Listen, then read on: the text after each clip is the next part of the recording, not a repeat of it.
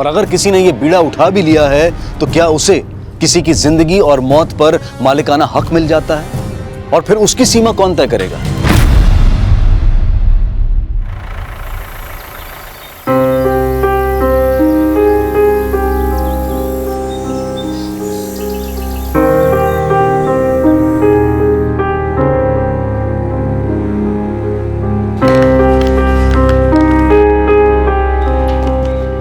अरे बेटा, ये सुबह सुबह का झमेला लेके बैठ गई हो।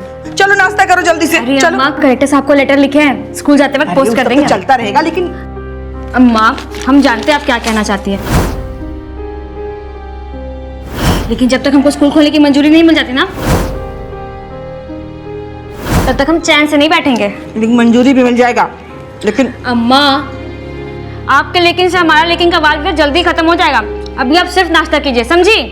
तू ना हमको बच्चा समझ के फुसला देती है। हाँ बेटा, लेकिन अम्मा फिर लेकिन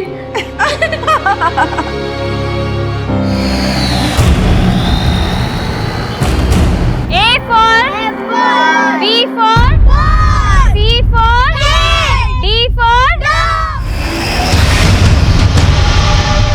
गांव चिलौरी, फूलपुर, इलाहाबाद। अनीता मिश्रा यहाँ बच्चों को पढ़ाने के साथ साथ समाज सेवा से भी जुड़ी थी। कई लोगों का उससे मिलना जुलना था और 25 अगस्त 2016 को भी उससे कोई मिलने आया था।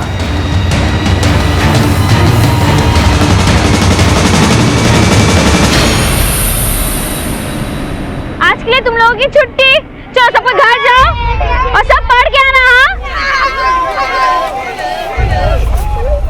अनीता मिश्रा चिल्लौरी गांव का एक जाना माना परिचय थी, लेकिन जल्द ही अनीता मिश्रा एक ऐसा रहस्य बन गई जो उसके अचानक गायब हो जाने की पहेली बनकर सामने आया।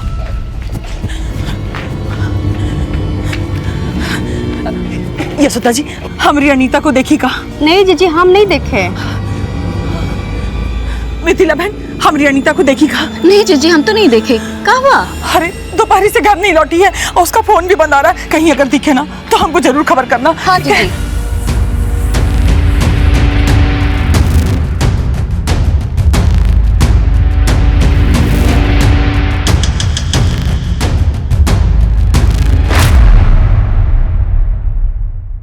25 अगस्त 2016 की शाम अनीता मिश्रा के लापता होने की रिपोर्ट फूलपुर पुलिस स्टेशन में अनीता मिश्रा की मां शारदा मिश्रा द्वारा लिखवाई गई। तो अनीता के विद्यार्थियों ने क्या बोला आपको? सब बच्चा बोल रहे थे कि जब अनीता उनको पढ़ा रही थी तो एक बहुत बड़ा गाड़ी आया था हुआ। उसके बाद अनीता सब बच्चा लोग को छुट्टी दे दी साहब। आज के लिए तुम लोगों की छुट्टी, चलो सब लोग घर जाओ। किसकी गाड़ी थी वो? कौन आया था उस गाड़ी में? साहब बच्चा लोग को कुछ ज्यादा तो हमको बताया नहीं, लेकिन साहब हमको बहुत फिक्र हो रही है अनीता की। आपको किसी पे शक है जो अनीता को गायब कर सके?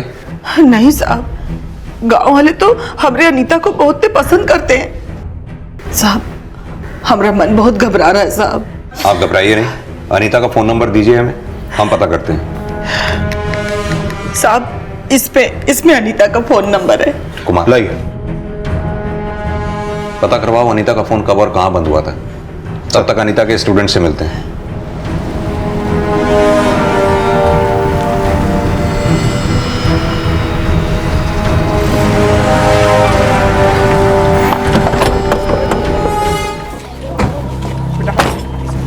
जिन जिन बच्चों को अनीता पढ़ाती थी उन सबको बुलाओ।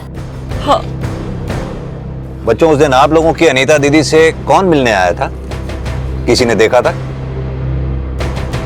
अच्छा, कौन से रंग की गाड़ी में आया था ये तो देखा होगा। वो नीला था। नीला नहीं था, काला था। काला नहीं था, पीला था। पीला नहीं, हरा था। बच्चों को याद नहीं तो क्या हुआ, लेकिन इतना तो तय है कि अनीता से मिलने कोई गाड़ी में आया था। श्रीवास्तव, चिलौरी के आसपास के गांव में अच्छी तरह से पूछताछ करवाओ, शायद कुछ पता चले। सर। पुलिस अब उस गाड़ी का पता लगा रही थी जो अनीता के साथ देखी गई थी, लेकिन कोई लीड नहीं मिली। लेकिन जब अनीता के कॉल रिकॉर्ड्स आए तो अनीता के गायब होने के कई एंगल नजर आने लगे। सर, ये अनीता का कॉल रिकॉर्ड। इस रिकॉर्ड के मुताबिक अनीता का फोन 25 अगस्त की दोपहर 12 बजे झूसी में बंद हुआ था। कुमार, अनीता 10 बजे तक चिलौरी में अपने स्टूडेंट्स के साथ थी, तब वहां गाड़ी आई थी।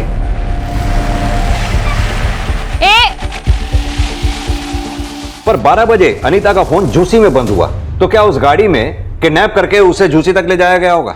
सर, किडनैपिंग का तो कोई भी एंगल अभी तक सामने नहीं आया है और ना ही अनीता की माँ को भी कोई रैंसम कॉल आया है। अनीता की मां ने भी किसी पे शक नहीं जताया, तो फिर अनीता के गायब होने के पीछे एंगल क्या रहा होगा? सर, एक मिनट, ये देखिए, अनीता के कॉल रिकॉर्ड में एक नंबर ऐसा मिला है जिस पर अनीता की अक्सर बातें होती थी और 24 अगस्त को भी इस नंबर से अनीता को कॉल गया था, लेकिन अभी यह नंबर बंद है सर। लेकिन ये नंबर है किसका? हेलो अम्मा। अम्मा अनीता कुछ तो बोली होगी, शायद अंदाजा लगे कि उस दिन उस गाड़ी में कौन आया था। बेटा अगर वो कुछ बोली होती तब ना हम अंदाजा लगाते। हमको तो बहुत फिक्र हो रहा है कि हमारी अनीता कहाँ होगी, किस हाल में होगी। अम्मा आप हिम्मत रखिए, हम भी अनीता को अपनी तरफ से ढूंढने की पूरी कोशिश कर रहे हैं।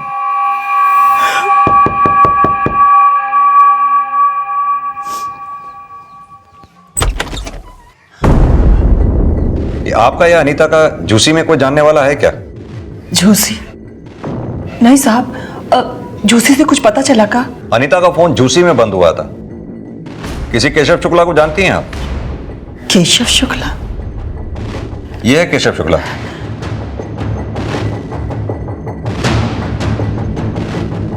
नहीं साहब, हम इसे नहीं जानते। केशव और अनीता की अक्सर फोन पे बातें हुआ करती थी। केशव का फोन भी इलाहाबाद के एड्रेस पर रजिस्टर्ड है। अनीता का इलाहाबाद में आना जाना था। अनीता कॉलेज इलाहाबाद से की थी, लेकिन डिग्री लेने के बाद वो गांव में आके पढ़ाने लगी। हो सकता है अनीता और केशव का अफेयर हो। नहीं साहब, हमारी अनीता ऐसी नहीं थी। उसका तो सगाई भी हो गया था 2 महीने पहले। किससे? अनमोल पांडे जी से। उसके परिवार वाले यहीं पास के गांव चितवाना में रहते हैं। तो अनमोल के परिवार वालों को पता है कि अनीता गायब है? हाँ साहब, अनमोल जी भी हमारी अनीता को ढूंढने में भाग दौड़ कर रहे हैं। ये अनमोल पांडे करता क्या है?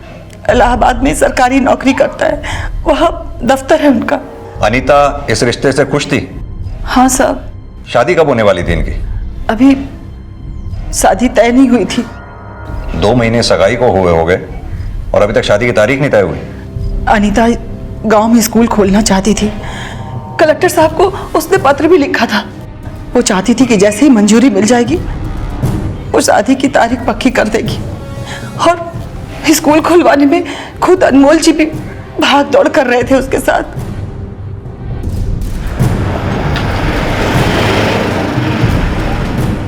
अनीता और अनमोल की सगाई हो गई थी तो अनीता और केशव का क्या रिश्ता रहा होगा जो उनके बीच इतने कॉल्स हुआ करते थे? और अनीता की माँ भी केशव के बारे में कुछ नहीं जानती। और सर, अनीता का मंगेतर अनमोल, उसने भी केशव को पहचानने से इनकार कर दिया था। सर हम इसको नहीं जानते और अनीता भी हमें कभी किसी केशव के बारे में कुछ नहीं बोली।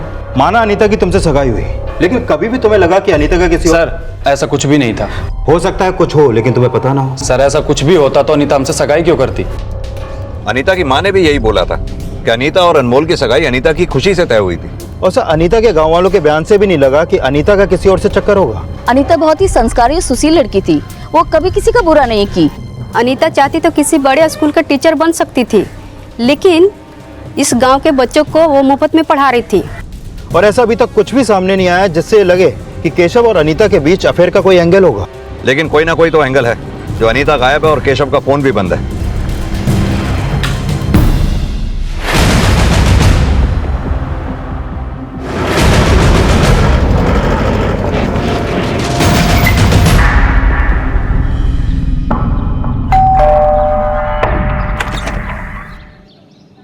जी केशव शुक्ला यहीं रहते हैं? जी, वो मेरे बड़े भैया। कौन है मितेश? हमें केशव शुक्ला से मिलना था।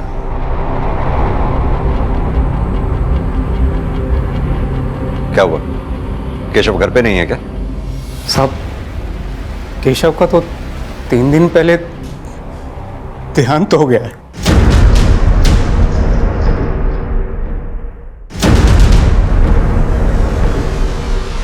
अनीता की तलाश में फूलपुर पुलिस जब केशव शुक्ला से मिलने पहुंची तो केशव शुक्ला की संदिग्ध मौत का खुलासा हुआ।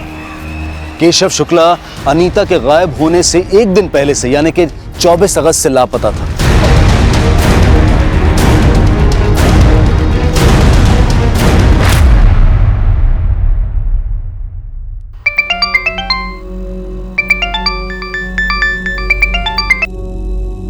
हेलो, आपके बेटे केशव की हमें तालाब में लाश मिली है। 25 अगस्त को हमको ये पता चला कि हमारा केशव नहीं रहा। 24 अगस्त को केशव कहाँ गया था, कुछ बताया उसने? कुछ नहीं बताया। 24 की भोर में ही चला गया था और बाद में हमको पता चला कि वो कॉलेज भी नहीं गया है और उसका फोन भी नहीं लग रहा था। तो हमने जाकर पुलिस में रिपोर्ट लिखवा दी। और लेकिन उस दिन ऐसा क्या हुआ था? हमें कुछ समझ में नहीं आ रहा। जो ऑफिसर उसका केस देख रहे थे उन्होंने हमें बताया कि हमारे केशव ने आत्महत्या कर ली।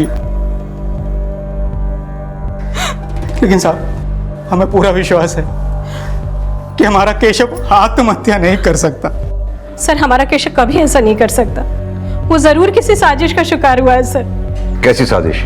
सर, वो सब हमें नहीं पता, लेकिन हमारा केशव आत्महत्या नहीं कर सकता। दरअसल हम केशव से एक केस के सिलसिले में मिलना चाहते थे। आप लोग अनीता मिश्रा को जानते हैं? ये है अनीता मिश्रा। अनीता और केशव की अक्सर फोन पर बातें होती थी। सर, हम किसी अनीता को नहीं जानते। तुम तो केशव के भाई हो। जो बातें केशव ने अपने पेरेंट्स से नहीं बताई, तुमसे तो कही होंगी। सर, भैया हमसे सारी बात शेयर नहीं करते थे, लेकिन हमको लग रहा था कुछ तो ऐसी बात है जिसको लेकर वो बहुत उदास रहने लगे। क्या बात है भैया? पढ़ाई में जी नहीं लग रहा का? साहब, भैया के मार्क्स कम आए थे। हमको लग रहा था कि भैया को इंजीनियरिंग की पढ़ाई बिल्कुल नहीं जम रहा था। लेकिन साहब, इसका मतलब ये नहीं है कि वो इतना कमजोर था कि सुसाइड कर लेता। और साहब, माना कि उसके नंबर कम आए थे, लेकिन उसका परफॉर्मेंस पहले बहुत अच्छा था।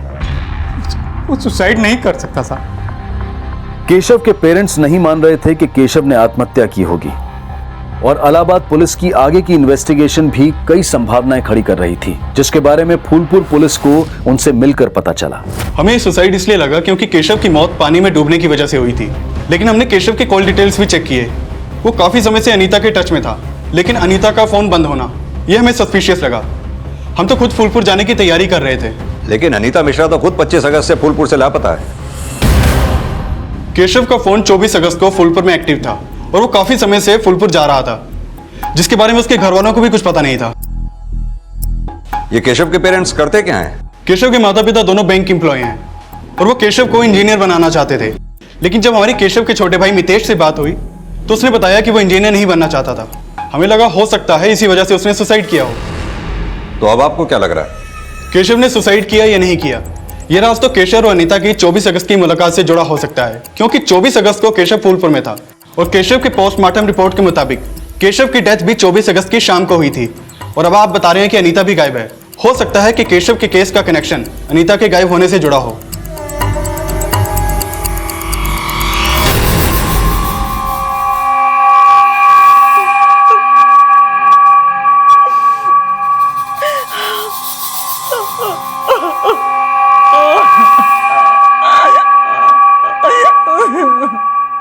सर, अनीता की मां केशव को नहीं जानती और न ही केशव के घर वाले अनीता को। और केशव अनीता को सिर्फ कॉल ही नहीं बल्कि उससे मिलने फूलपुर भी आया करता था। सर, केशव की लाश मिली और अनीता गायब है। इन दोनों बातों का कोई ना कोई कनेक्शन तो जरूर है सर। कनेक्शन हमें कुमार ये भी समझना होगा कि जिस दिन अनीता गायब हुई उस दिन गाड़ी में उससे मिलने आया कौन था।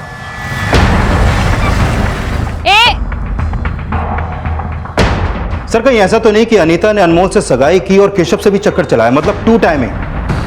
तो क्या हो सकता है कि केशव ने इसी वजह से आत्महत्या की या फिर कुछ और ही हुआ? इसका पता तो अनीता से मिलकर ही चलेगा। और सर, ऐसा भी तो हो सकता है कि केशव के घर वालों को लगता हो कि केशव की मौत की वजह अनीता है, इसलिए उन्होंने अनीता को गायब कर दिया और अभी हमसे झूठ बोल रहे हैं कि वो अनीता को नहीं जानते। ये केशव के घर वालों के कॉल रिकॉर्ड्स निकलवाओ। पता करो कि 25 अगस्त को वो लोग फूलपुर आए थे क्या। ये भी पता करो कि केशव फूलपुर सिर्फ अनीता से मिलने आता था या फिर फूलपुर में उसका कोई और भी जानने वाला है। सर, केशव का case suicide, abetment of suicide और हत्या भी समझा जा रहा था और वजह माना जा रहा था अनीता को। अनीता का गायब होना उसे सस्पेक्ट भी बना रहा था और केशव के परिवार के बदले का विक्टिम भी। और अनीता का फोन झूसी में बंद होना इन दोनों संभावनाओं को वजह भी दे रहा था। लेकिन यह साफ था कि 25 अगस्त की सुबह को कोई तो अनीता से मिलने आया था, लेकिन क्या उसका केशव या केशव के परिवार से कोई कनेक्शन था?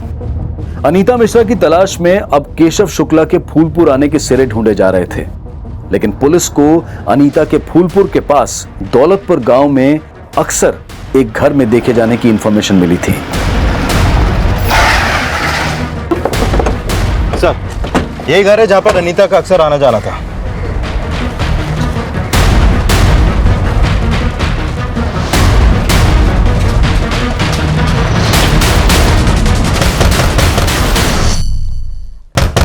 अरे तनिक ठहरो भाई, दरवाजा काहे जोर जोर से पीट रहे हो?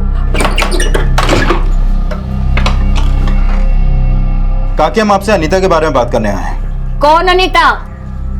ये अनीता, पता चला है कि इसका यहाँ पर आना जाना था।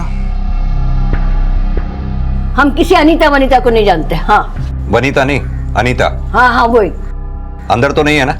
हम झूठ थोड़े ही बोल रहे, विश्वास ना हो तो चल के देख लो। अरे अरे कहाँ जा रहे हो? अरे अरे अरे, आप तो सचमुच अंदर घुसा है, क्या कर रहे हो? हमने बोला ना यहाँ अनीता कविता कोई ना है। लेकिन आपके पड़ोसियों का कहना है कि अक्सर उन्होंने अनीता को यहाँ आते जाते देखा है। साहब, हमारे यहाँ तो कई लोग आते जाते रहते हैं। अब हमको क्या पता कि कविता है कि अनीता है कि वनीता है। आप किसी केशव शुक्ला को जानती हैं? ना, हम किसी को नहीं जानते। तो आप केशव और अनीता किसी के बारे में कुछ नहीं ना, जानते? हम झूठ थोड़े नहीं बोल रहे हैं। हम नहीं जानते, नहीं जानते, नहीं जानते। ठीक है। ओह, हे भगवान, दादी जरूर झूठ बोल रही है। इसके और इसके पूरे खानदान की कुंडली निकालो। हो सकता है इसका केशव के साथ और अनीता के साथ अभी भी कनेक्शन हो। ये शारदा को भी थाने बुलाओ, हो सकता है उससे कुछ पता चले। सर,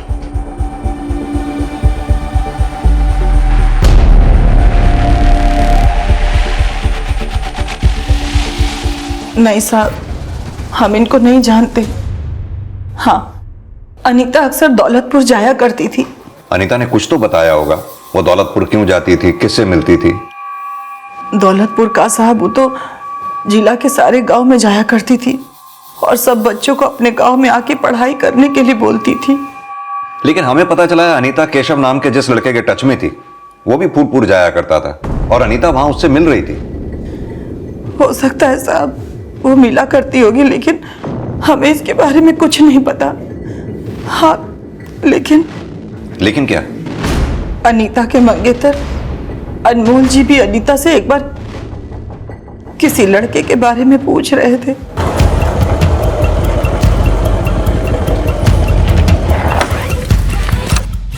अनीता, वो लड़का कौन था? कौन लड़का? जिससे तुम रोड पर बात कर रही थी? अच्छा, वो हमारी सहेली का जानने वाला था। जब आप उस दिन केशव के बारे में हमसे पूछ के गए थे, तब हम अनमोल जी से उस लड़के के बारे में पूछे थे। तो क्या बोला अनमोल ने? सर, हम जिस लड़के को अनीता के साथ देखे थे, वो लड़का वो नहीं था जिसकी आप फोटो दिखाए थे। तो कौन लड़का था वो?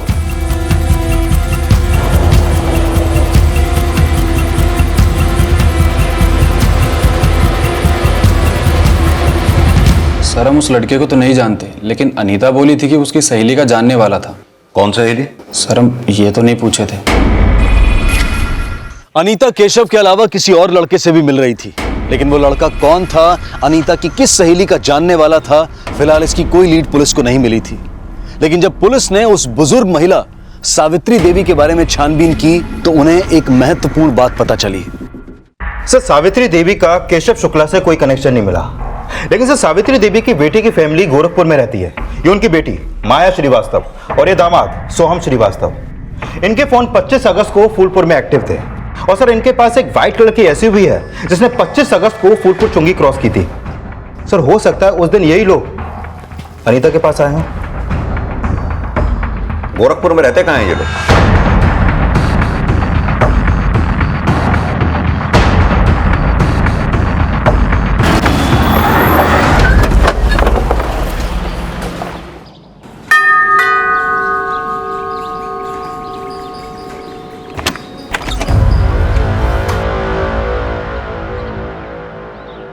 जी बोलिए। आपसे केस के सिलसिले में बात करनी थी। तो क्या किया आपने अनीता के साथ? नहीं सर, हमने किसी के साथ कुछ नहीं किया, लेकिन ये सच है कि 25 अगस्त को फूलपुर गए थे और अनीता मिश्रा से मिले थे।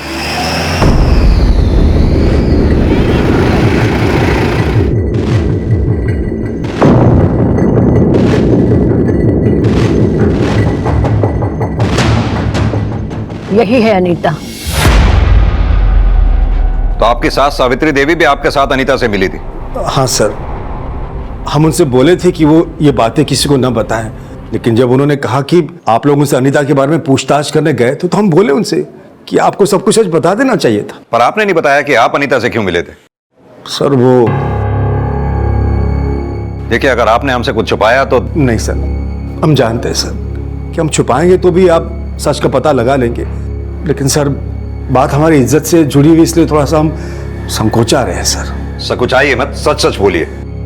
सर हमारी बेटी तृष्णा अक्सर दौलतपुर में उसकी नानी की रहा करती थी। हम अक्सर उसको वहां छोड़कर आते थे। उसकी नानी अकेली रहती है ना, और वहीं तृष्णा की दोस्ती अनीता से हो गई थी सर। लेकिन 3 महीने पहले हमारी तृष्णा। क्या हुआ 3 महीने पहले? 3 महीने पहले तृष्णा ने भाग के शादी करी थी। किसके साथ भाग के शादी की तृष्णा ने? सर हम 3 महीने से यही पता लगाने की कोशिश कर रहे हैं कि हमारी बेटी कहाँ है। पर आप नहीं जानते कि तृष्णा ने किसके साथ भाग के शादी की? नहीं सर, उसने सिर्फ फोन करके यही बताया कि मैं अपने प्रेमी से शादी कर रही हूँ, और फिर फोन काट दिया। तब से हम उसे ढूंढ रहे हैं सर, पता लगाने की कोशिश करने को कहाँ है। तो पुलिस कंप्लेंट तो की होगी ना आपने? नहीं सर, लड़की का मामला है ना, इसलिए पुलिस कंप्लेंट नहीं की सर। हम तो चाहते थे कि उसे ढूंढे, समझा बुझा के घर वापस ले आए, लेकिन उसका कहीं पता नहीं चल रहा। और कुछ टाइम से तृष्णा की नानी बता रही है कि शायद अनीता जानती है कि तृष्णा किसके साथ भागी है, और उस दिन हम अनीता से यही पूछने गए थे सर कि वो सच सच बता दे कि तृष्णा कहाँ है। हम उसके सामने गिड़गिड़ाए सर, मिन्नतें की, लेकिन उसने हमें कुछ नहीं बताया, और वो वहां से चली गई। चली गई या आप उसे झूसी ले गए? और नहीं सर, हम तो सीधे उसके बाद नानी के घर चले गए थे, और रात में गोरखपुर आ गए थे। इस बीच अनीता कहाँ गई हमें नहीं मालूम सर। ऐसा तो नहीं ना कि अनीता ने तृष्णा के बारे में कुछ बताया ना हो और आप लोगों से बर्दाश्त नहीं हुआ और आप लोगों ने? ऐसा कुछ नहीं है सर, भगवान की सौगंध सर, हम आपसे कुछ भी झूठ नहीं बोल रहे। तृष्णा की फोटो होगी आपके पास? जी। वो दीजिए। फोटो लिया। उसका फोन नंबर भी दीजिए। लेकिन साहब उसका फोन तो 3 महीने से बंद है। तो भी दीजिए। 77।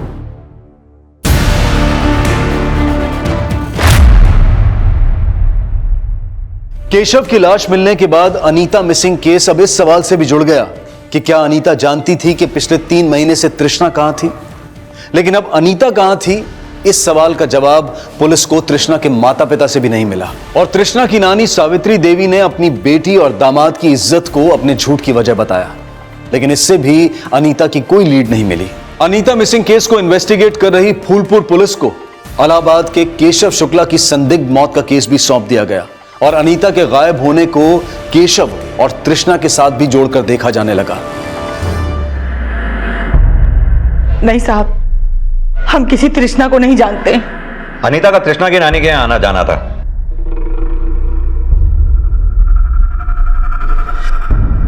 क्या कभी तृष्णा अनीता के साथ यहाँ आई थी? नहीं साहब, हम अनीता को कभी इसके साथ नहीं देखे। आप केशव को भी नहीं जानती और तृष्णा को भी नहीं जानती, लेकिन अनीता का इन दोनों के साथ कनेक्शन था। यह भी तो हो सकता है कि अनीता ने यह बात आपसे छुपाई हो और आप अब हमसे छुपा रही हो। भला हम काहे कुछ छुपाएंगे साहब? 6 दिन से हमारी बच्ची गायब है, और आप हर रोज कोई ना कोई फोटो लेके चले आते हैं, पर ये नहीं बताते कि हमारी अनीता है कहाँ। आपकी अनीता को ही ढूंढने की कोशिश कर रहे हैं हम। ऐसा तो नहीं, आप जानती हैं आपकी बच्ची अनीता कहाँ है और आप हमें नहीं बता रही। साहब हम खुद परेशान हैं और आप कह रहे हैं कि हम जानते हैं।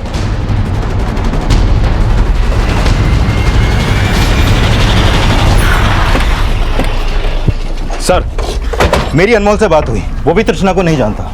लेकिन अनमोल ने तो कहा था कि उसने अनीता को किसी लड़के के साथ देखा था, और अनीता उससे बोली कि अच्छा वो हमारी सहेली का जानने वाला था।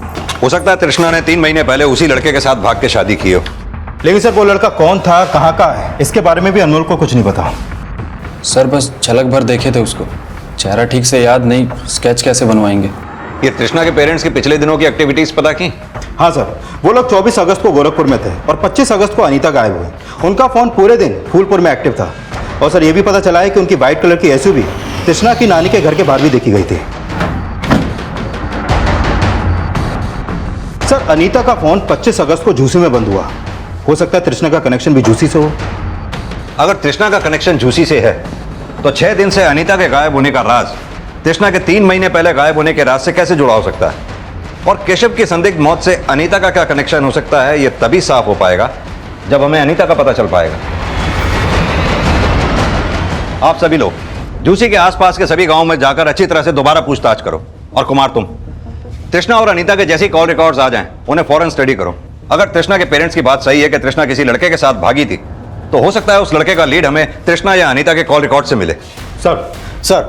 सर मैंने केशव के घर वालों के बारे में पता किया तो यह पता चला कि उसके पेरेंट्स का फूलपुर से कोई कनेक्शन नहीं है। हाँ, लेकिन उसके भाई मितेश के कॉल रिकॉर्ड के मुताबिक उसका फोन फूलपुर में अक्सर एक्टिव रहता था।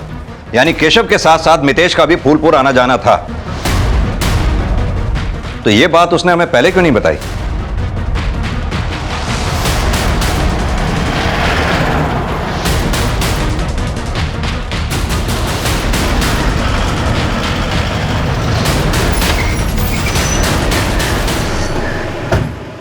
सर हम ये बात छिपाना नहीं चाहते थे, लेकिन मम्मी पापा के डर से हम कुछ बोल नहीं पाए थे। सॉरी पापा। सर भैया का दोस्त है संजय, जिसका फार्म हाउस है फूलपुर में। कौन संजय? सर संजय मंडल, यहीं इलाहाबाद का है। पापा हमको उससे मिलने को मना करते थे, तो भैया ने हमको कहा कि हम पापा को कुछ नहीं बताएं कि हम उसके फार्म हाउस जाते हैं।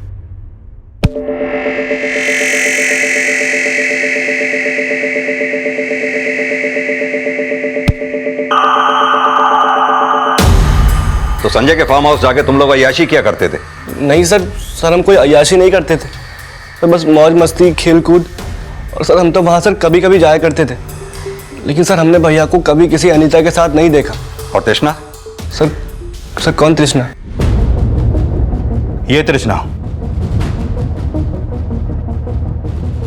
सर हम सच कह रहे हैं, हमने आज तक भैया को कभी किसी लड़की के साथ नहीं देखा। और हमको तो ये भी नहीं पता कि 24 अगस्त को भैया फूलपुर गए थे। संजय को भी ये बात नहीं पता थी, वो भी उस दिन इलाहाबाद में था। ये संजय मंडल इलाहाबाद में कहाँ रहता है, वहां का एड्रेस, फोन नंबर सब दो हमें।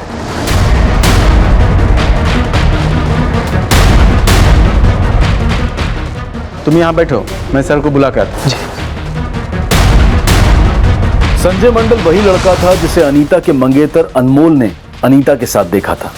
लेकिन क्या संजय का अनीता और तृष्णा से कोई कनेक्शन था? सर हम किसी तृष्णा को तो नहीं जानते, लेकिन हाँ इस अनीता को जरूर जानते हैं। अनीता को जानते हो तो अनीता है कहाँ? सर हमें नहीं पता सर, हम तो केवल इसको 1-2 बार मिले और वो भी बहुत समय पहले। क्यों मिले थे? सर केशव ने मिलवाया था, बोला था उसकी दोस्त है। कैसी दोस्त? सर वैसी वाली दोस्त नहीं, केशव का तो किसी और के साथ अफेयर था। किसके साथ? सर ये उसने नहीं कभी बताया। केशव ने तुम्हें अपनी गर्लफ्रेंड से नहीं मिलवाया, अनीता से मिलवा दिया। सर उसने मिलवाया नहीं था, वो तो हमने खुद ही उनको देख लिया था।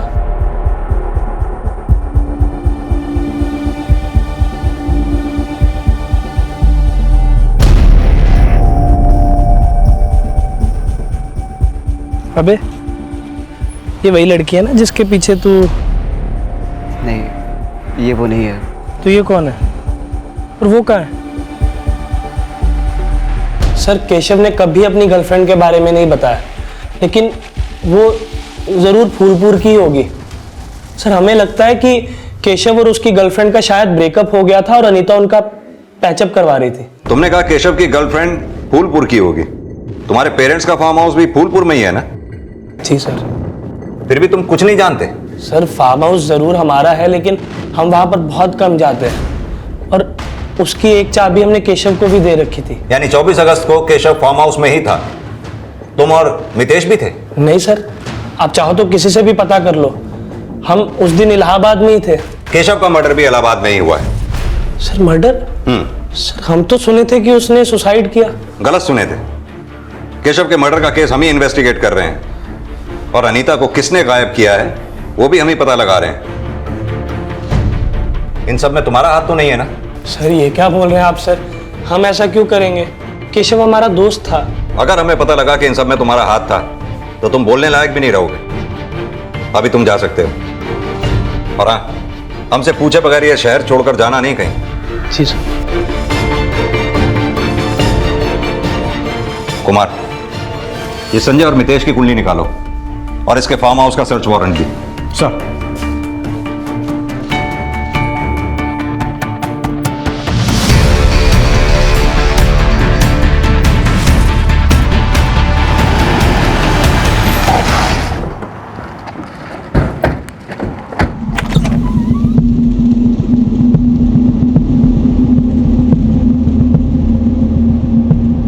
पुलिस ने जब संजय के फार्म हाउस को इंस्पेक्ट किया तो अनीता से रिलेटेड कोई क्लू नहीं मिला, लेकिन संजय और मितेश दोनों रडार में थे। तभी अनीता और तृष्णा के 3 महीने पुराने कॉल रिकॉर्ड सामने आए।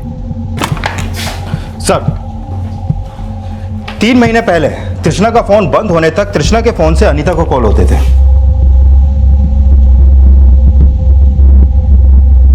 तो हो सकता है 3 महीने पहले तृष्णा ने वो फोन नंबर बंद करके दूसरा नंबर ले लिया।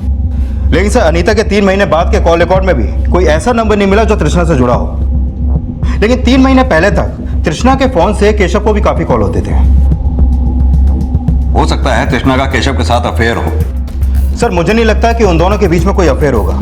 लेकिन केशव के 3 महीने बाद के कॉल रिकॉर्ड में भी कोई ऐसा नंबर नहीं मिला जो तृष्णा से जुड़ा हो, और ना ही कोई ऐसा हिंट मिला है जिससे लगे कि 3 महीने पहले तृष्णा केशव के साथ भागी थी। सर, हम किसी केशव को नहीं जानते। जब हमें पता ही नहीं कि हमारी बेटी का प्रेमी कौन था, तो ये कैसे पता चलेगा कि वो केशव है या कोई और? कोई और नहीं, तृष्णा का केशव के साथ ही अफेयर होगा। हाँ, हालांकि हमारे पास इस बात का कोई सबूत नहीं है कि तृष्णा केशव के साथ ही भागी थी। ना ही तृष्णा के कॉल रिकॉर्ड से हमें कोई ऐसा नंबर मिला जिससे यह साबित हो सके कि तृष्णा केशव के अलावा किसी और के साथ प्यार करती थी। सर, तृष्णा ने खुद हमें बताया था कि वो अपने प्रेमी के साथ शादी कर रही है। अगर आपके हिसाब से उसका प्रेमी केशव होगा तो यह जवाब केशव ही दे सकता है कि 3 महीने से हमारी तृष्णा कहां है। केशव तो अब रहा नहीं। ऐसा तो नहीं जब आपको पता चला कि केशव ने ही तृष्णा को गायब किया था तो केशव को मार दिया, और अनीता जो आपका ये राज खोल सकती थी इसलिए अब अनीता को भी गायब कर दिया। सर, हमने कुछ नहीं किया है। 3 महीने से हम अपनी बेटी की शक्ल देखने को तरस गए और आप हमें इल्जाम पे इल्जाम लगाए जा रहे हैं।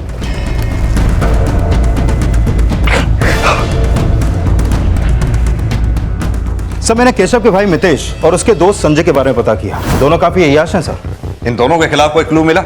नहीं सर, फिलहाल कोई क्लू नहीं मिला है। लेकिन हो सकता है कि तृष्णा का गायब होना इस राज से जुड़ा हो कि मितेश और संजय ने तृष्णा के साथ कुछ किया हो, और 3 महीने बाद इसका पता केशव और अनीता को लग गया। इसलिए मितेश और संजय ने अपना क्राइम छुपाने के लिए पहले केशव को मारा और फिर अनीता को गायब कर दिया।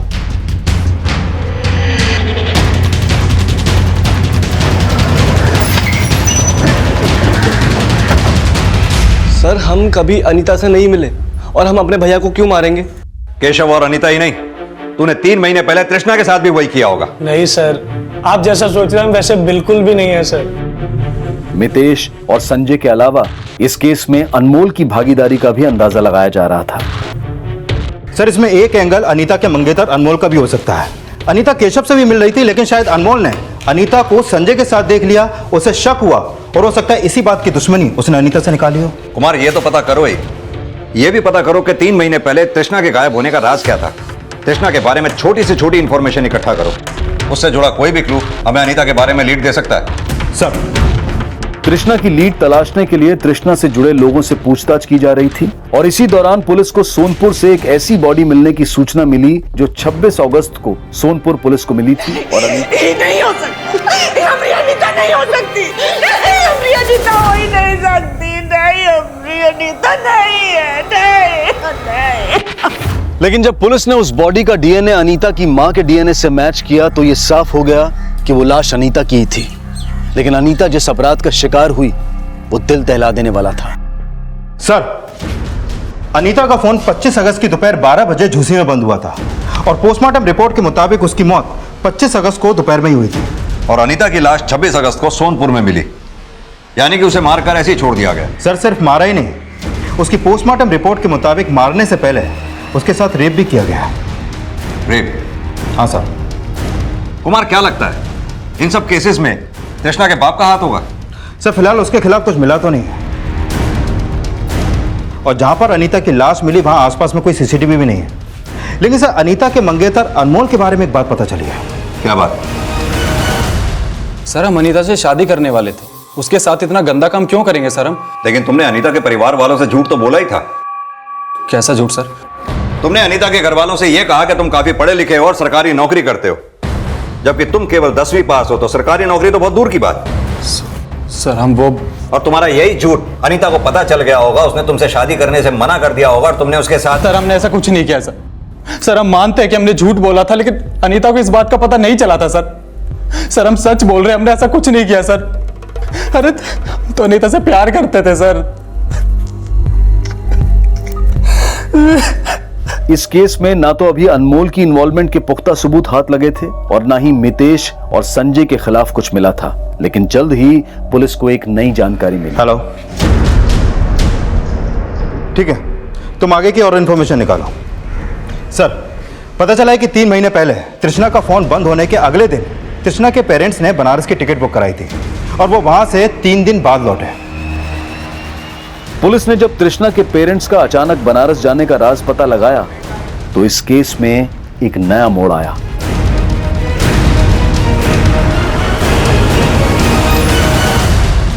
क्या कहा था?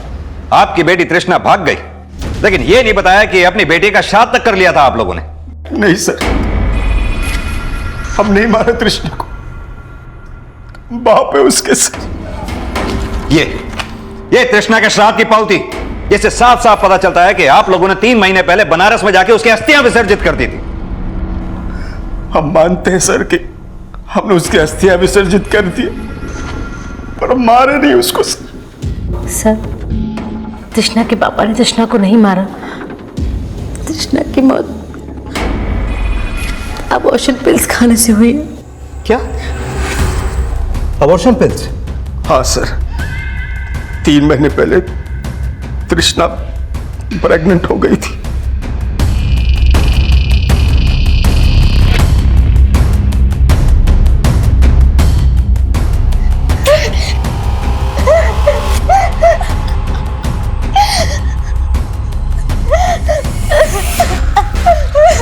तृष्णा, तृष्णा क्या हुआ बेटा? बोल बोल, किसके साथ किया ये सब? बोल, कौन है वो लड़का? बोल। तुझे शर्म नहीं आई ये सब करने से पहले? हाँ? समाज में नाम बताओ उसका। समाज में थू करना ये हमारी क्या नाम बोलते? बोल ना तृष्णा। कई बार पूछने पर भी उसने नहीं बताया कि वो लड़का कौन था। घर से भागने की कोशिश की तो हमने उसे रोक लिया। सर, अबॉर्शन के लिए बाहर ले जाते किसी क्लिनिक में तो हमारी इज्जत पे बना थी सर। तृष्णा के पापा कहीं से पता करके आए थे कि कौन सी दवाई खाने से बच्चा गिराया जा सकता है। तृष्णा के लिए दवाई ले आए।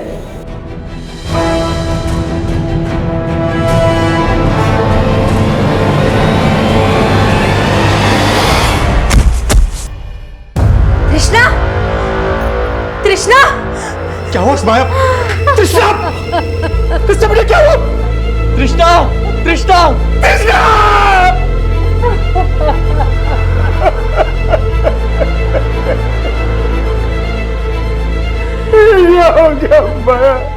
तृष्णा बहुत कमजोर थी। अबॉर्शन पिल खाने से उसे इतना ब्लीडिंग हुआ कि उसने दम तोड़ दिया। हम बहुत घबरा गए थे सर। हमें लगा कि ये बात बाहर आ गई तो हमारी बदनामी होगी समाज में, और इसी डर से हमने चुपके से तृष्णा का अंतिम संस्कार कर दिया। सर, हम आज भी पश्चाताप में जल रहे हैं कि हमारी तृष्णा हमारी वजह से हमने हमारी बच्ची को नहीं मारा साहब। और अनीता को? नहीं सर, हमने अनीता के साथ कुछ नहीं किया। तृष्णा की मौत के बाद अनीता बार बार उसके बारे में पता लगाने की कोशिश कर रही थी और तृष्णा की नानी उसके बार बार पूछने से तंग आ गई थी। हमें लगा कि वो कोई एक्शन ना ले, इसलिए हम उस दिन उसे प्यार से समझाने गए थे।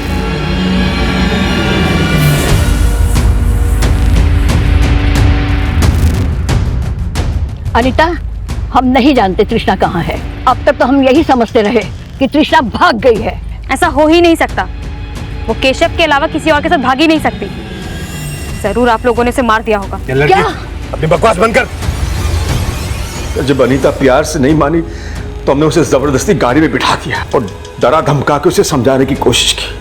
जब हम ये सब किए तो अनीता मान गई कि आगे से कभी भी वो तृष्णा की पड़ताल नहीं करेगी। तो उसके बाद हम अनीता को छोड़ दिए। छोड़ दिया? हाँ सर। उसके बाद हमारा बेटा बंटी खुद से गाड़ी में बिठा के उसके गांव के बाहर तक छोड़ा है। बंटी ने? हाँ। अभी समझ गई है, आप किसी से कुछ नहीं बताएगी। बंटी जैसे इसके गांव तक छोड़ा।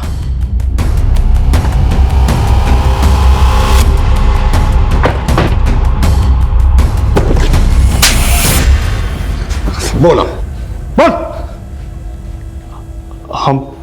हम पापा को झूठ बोले थे कि हम उसको छोड़ आए थे।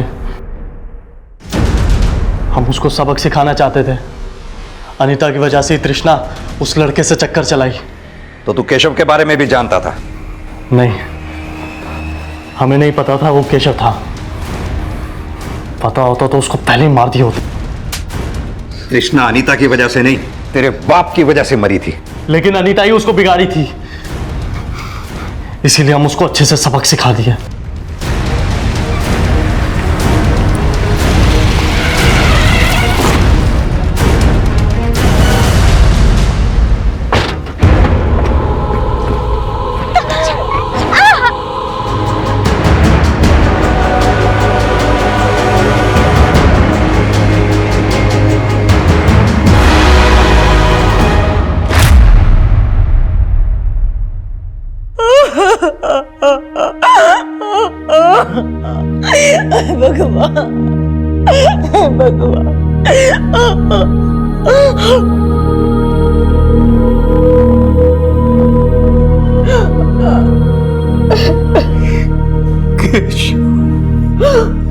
अनीता की हत्या का खुलासा हो गया, लेकिन केशव की हत्या होने का कोई भी पुख्ता सबूत पुलिस को नहीं मिल पाया। पुलिस यही मानकर चल रही थी कि शायद केशव और तृष्णा एक दूसरे से प्यार करते थे, और जब केशव को यह पता चला कि तृष्णा की हत्या हो गई है तो शायद उसने हताशा में आत्महत्या कर ली होगी। लेकिन अनीता की हत्या, केशव की संदिग्ध मौत और तृष्णा की गैर इरादतन हत्या के दोषी तृष्णा के घर वाले ही हैं। उन्होंने तृष्णा के जज्बात को समझे बगैर एक ऐसा कदम उठाया जिससे 3 दोस्त और 3 परिवार एक झटके में तबाह हो गए। अब मैं अनूप सोनी आपसे विदा लेता हूं। फिर मुलाकात होगी अगले एपिसोड में एक और चौंका देने वाले केस के साथ। तब तक अपना और अपने परिवार का ख्याल रखें और देखते रहें क्राइम पेट्रोल डायल 100। सबक एक को सीख हम सबको। जय हिंद। जिसने जुर्म के खिलाफ अपने ही परिवार वालों की गैर रजामंदी का मोर्चा खोला और जीत हासिल की, और जो सच सामने आया वो सिर्फ इंसान को तो क्या, भगवान को भी शर्मिंदा कर सकता था।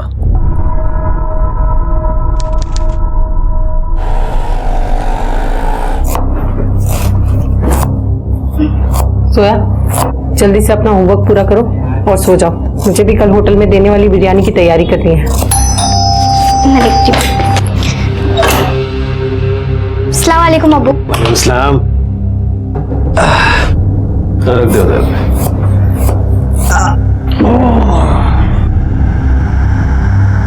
वो मैं सोने जा रहा हूँ, मेरे को नींद आ रही है।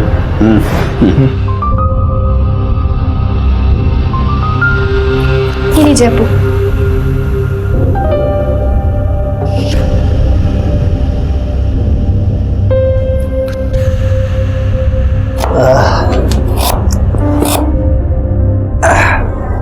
फातिमा, वो हमारे सर है ना, महेश जी, कल उनको घर पे दावत में बुलाया है। दावत? कैसी दावत? वसीम, तुम्हें पता है ना हमारा तलाक हो चुका है और अभी तक सुलह नहीं हुई, और अभी से तुमने अपने दोस्तों को यहाँ नहीं हुई तो हो जाएगी ना। हलाला के सिलसिले में मौलाना से बात हुई है ना। 80 साल के बुजुर्ग हैं, तुम्हें ज्यादा परेशानी नहीं होगी। तो क्या करूं? इसके एवज में तुम्हारे दोस्तों को यहाँ दावत खिलाऊं? उसके लिए नहीं, हमारा बाकला बचा है उसके लिए। तुम महेश जी के लिए मटन बिरयानी बना लो, दारू और चखने के लिए चिकन चिल्ली मैं बाहर से मंगवा लूंगा। तो दावत भारी क्यों नहीं दे देते? घर में बच्चे होंगे। दोपहर में बच्चे कहाँ होंगे? और अगर बाहर दावत दूंगा तो लुट जाऊंगा, इसलिए सोच रहा हूं कि घर में ही सब सस्ते में निपट जाए। क्या बोलती हो? ठीक है, अब जाओ जाकर मुंह हाथ धो लो, मैं आपके लिए खाना लगाती हूँ।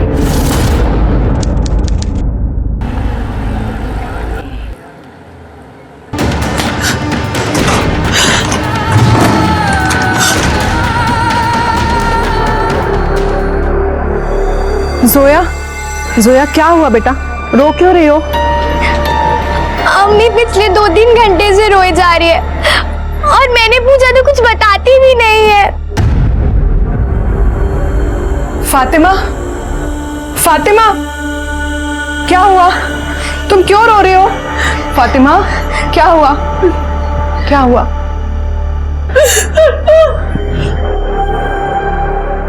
जोया, तुम्हारे ट्यूशन का टाइम हो गया है ना? जाओ बेटा, अभी ट्यूशन जाओ, मैं हूं यहाँ पर, ठीक है? जाओ। फातिमा, अब बताओ क्या हुआ? ऑफिसर, वसीम भाई, बाबूजी के पिछले बिरयानी का स्वाद आज भी याद है, वैसी होनी चाहिए बिरयानी आज भी। अरे साहब, फातिमा के हाथ में जादू है, जादू। मैं शर्त लगा सकता हूँ, उससे अच्छी बिरयानी आइटम बनेगी। फातिमा जी, अरे कुछ ले आओ भाई।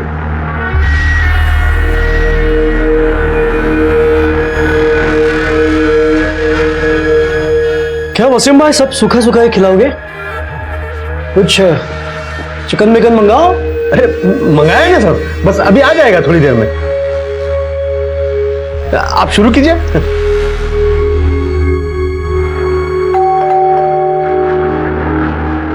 ये लीजिए, चिकन आ गया। अब साथ पास। हाँ ले भाई, ये ले। ओके।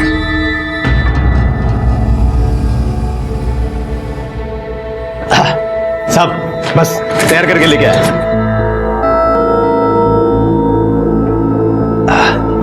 अरे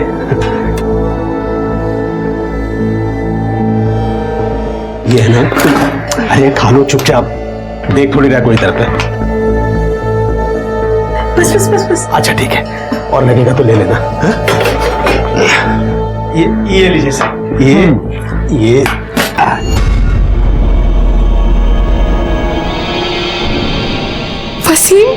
वसीम ने बिना हलाला के मेरे साथ ये गंदी हरकत की। वसीम उठिए। वसीम, हम बात नहीं आएंगे ना अपनी पुरानी हरकतों से?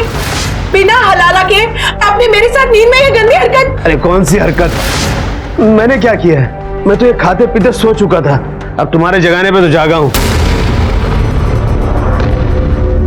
तुमने नहीं किया तो फिर किसने मेरे साथ?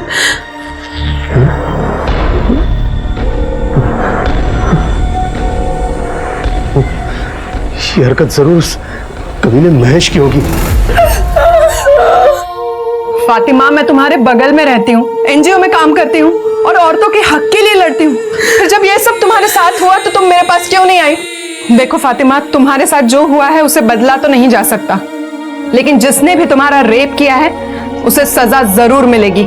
हम अभी पुलिस स्टेशन जाएंगे और कंप्लेंट करेंगे, ठीक है? चलो मेरे साथ, चलो पुलिस स्टेशन जाएंगे हम। ओ मैडम, महेश को उसके की सजा जरूर मिलेगी, लेकिन अगर पुलिस में कंप्लेंट की ना तो पूरे एरिया में हमारी बदनामी हो जाएगी।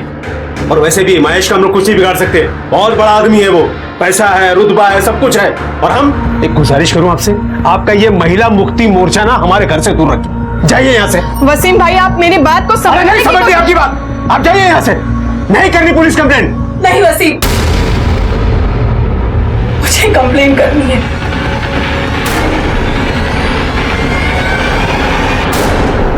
मैम, ये फातिमा है, हमारे एरिया में ही रहती है, इसके साथ रेप हुआ है।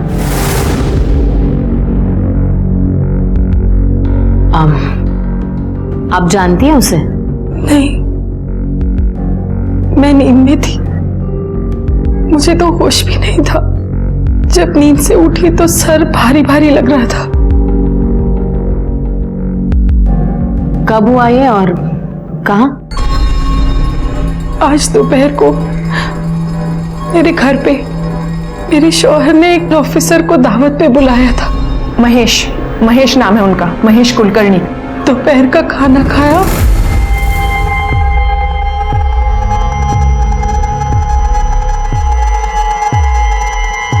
तो पता नहीं बेइंतहा नींद आने लगी।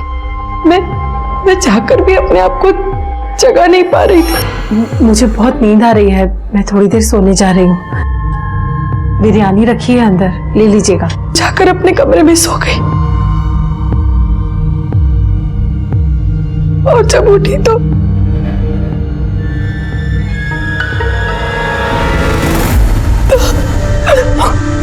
फातिमा संभालो अपने आप को। फातिमा ये लो। आपने तो कहा आपके पति उस वक्त आपके साथ थे, तो फिर वो यहाँ कंप्लेंट लिखवाने क्यों नहीं आए? मैडम, हमारा तलाक हो चुका है और वैसे बदनामी के डर से वो कंप्लेंट लिखाने के हक में नहीं है। कमाल है, आपके पति से आपका तलाक हो चुका है, फिर भी उन्होंने एक ऑफिसर को आपके घर पर दावत के लिए बुलाया और आपने उनके लिए खाना भी बनाया। स्ट्रेंज। मैडम, दरअसल आजकल हम लोग साथ ही रहते हैं। तलाक हुआ है पर हलाला की बात चल रही है। वो मुझसे दोबारा निकाह करना चाहते हैं। तो हो सकता है आपके पति ने ही नींद में आपके साथ जबरदस्ती की हो। नहीं मैडम, वो तो खुद बेसुध बेहोश होकर सो रहे थे, मैंने खुद उन्हें उठाया। ये भी तो हो सकता है ना कि ये सब कुछ करने के बाद उसने नींद का नाटक किया हो। नहीं, वसीम ऐसा नहीं कर सकते। हलाला की बात निकाह से पहले ये सब करना गुनाह है। मुझे पूरा यकीन है महेश साहब ने मेरे साथ ये गलत हरकत की है।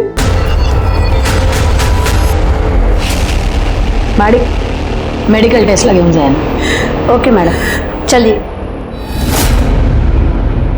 साधारण सी फातिमा पति से तलाक के बावजूद घर परिवार में उलझी, अपने बच्चों की जिंदगी बेहतर बनाने में लगी हुई थी और हलाला की रस्म पूरी होने का इंतजार कर रही थी। और उसके ही पति का दोस्त खाने पर उसके घर आता है, लेकिन उसके जाने के बाद जो हलचल, जो बवंडर फातिमा की जिंदगी में आया, उसने फातिमा के आत्मविश्वास और आत्मसम्मान को तार तार कर दिया। पर बावजूद इसके वो मजबूती से खड़े रहने की कोशिश कर रही थी। फातिमा के साथ बलात्कार हुआ था, ये साबित हुआ, लेकिन बलात्कार करने वाला कौन था इसका जवाब नहीं था। क्या वो महेश था या फिर फातिमा का तलाकशुदा पति वसीम? क्या सच वाकई इतना सही था या फिर इस सच की कोई और डरावनी तस्वीर भी थी?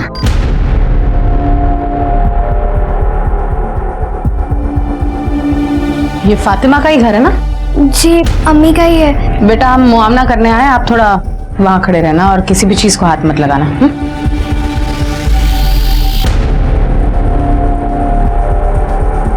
ठीक तरह से घर चेक करना।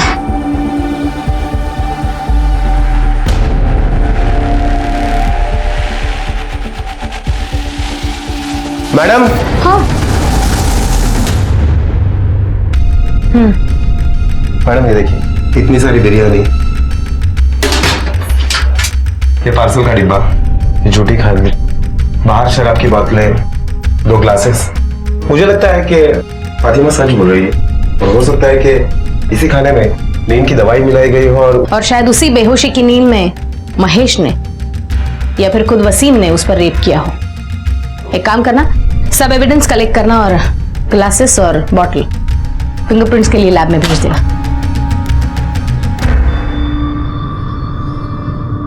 अब्बू। नहीं ठीक है, कुछ नहीं। आप फातिमा के पति वसीम हो? हाँ। तो अब तक कहाँ थे? वो अबू को मैं डॉक्टर के यहाँ लेके गया था। इनके पेट में बहुत दर्द हो रहा है और उल्टियाँ बार बार हो रही हैं। डॉक्टर ने बोला है कि फूड पॉइजनिंग हुआ है। अच्छा, बताइए आपके साथ और कौन कौन था यहाँ जिसने ये खाना खाया और शराब पी? वो ऑफिसर है ना महेश, वो थे। दरअसल हमारे पापा जी का ठेला लगता है हमारा, वहाँ हफ्ता वसूली करता है वो। अब ठेला बचाने के लिए ऐसे ही छोटी मोटी दावतें करनी पड़ती हैं उनके लिए, और होटल में ले जाके नहीं खिला सकते, बहुत पैसा लगेगा, इसलिए एक घर में ही कम में कर लेते हैं। अगर मुझे पहले पता होता कि वो फातिमा के साथ ऐसा कुछ करेगा ना। आपको कैसे पता उसने ऐसा किया? आप भी तो हो सकते हैं। देखिए, मानता हूँ कि फातिमा के साथ मेरा तलाक हो गया है, लेकिन वो मेरी बीवी है। और अगर मैंने किया होता तो मेरे खिलाफ कंप्लेन करती ना। पता चलेगा किसने क्या किया और क्या नहीं। पाटिल, इनका मेडिकल टेस्ट कराओ। साहब, वो महेश साहब का क्या है ना, वो सबको ही दुखी करते हैं, सबसे हफ्ता लेते साहब। पर साहब वसीम भाई भी इतने शाने हैं ना, महेश साहब को 1 रुपया नहीं देते थे, पूरा पैसा दारू में उड़ाते थे। पर महेश भी कम चिंती नहीं था साहब, वो बराबर वसीम के पीछे लगा हुआ था। वसीम को स्टॉल बेचना नहीं था साहब, और वो महेश को पैसा भी नहीं दे पा रहा था। पता नहीं वसीम क्या सोच के बैठा था। मैडम, फातिमा और वसीम इन दोनों की मेडिकल रिपोर्ट आ गई है और इस रिपोर्ट के मुताबिक फातिमा के बॉडी में जो सीमेन पाए गए हैं वो वसीम के सीमेन से मैच नहीं हो रहे। मतलब वसीम और फातिमा के शारीरिक संबंध नहीं हुए? हाँ मैडम, और स्टार्टर में जो इन दोनों ने चिकन चिली खाई थी उसमें नींद की दवाई मिलाई गई थी। दोनों की ब्लड रिपोर्ट में उसके ट्रेसेस पाए गए हैं। ज्यादा वसीम को पैसों की जरूरत थी, कहीं ऐसा तो नहीं कि पैसों के लिए या फिर महेश का हिसाब चुकता करने के लिए वसीम ने ही अपनी बीवी फातिमा का सौदा किया हो, या फिर महेश की नीयत बिगड़ गई।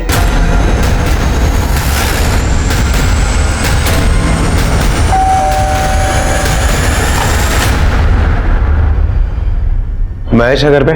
बुलाइए उसे, हमें उससे कुछ बात करनी है। सर, महेश तो कल से घर नहीं आए और उनका फोन भी स्विच ऑफ है। आप? मैं उनकी पत्नी। अच्छा, वो कल से गायब है, लेकिन आपने मिसिंग कंप्लेंट नहीं करवाई? हाँ, इसी एरिया के पुलिस स्टेशन में करवाई थी और मैं लेके आती हूँ, आप अंदर आइए ना। ये मिसिंग कंप्लेंट की कॉपी।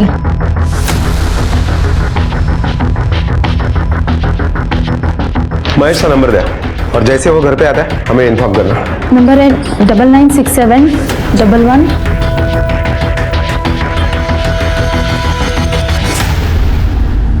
महेश का नंबर ट्रेस करो और चेक करो उसकी लास्ट लोकेशन क्या थी। और वसीम ने चिकन चिली कहां से ऑर्डर किया था? साजिद के होटल से।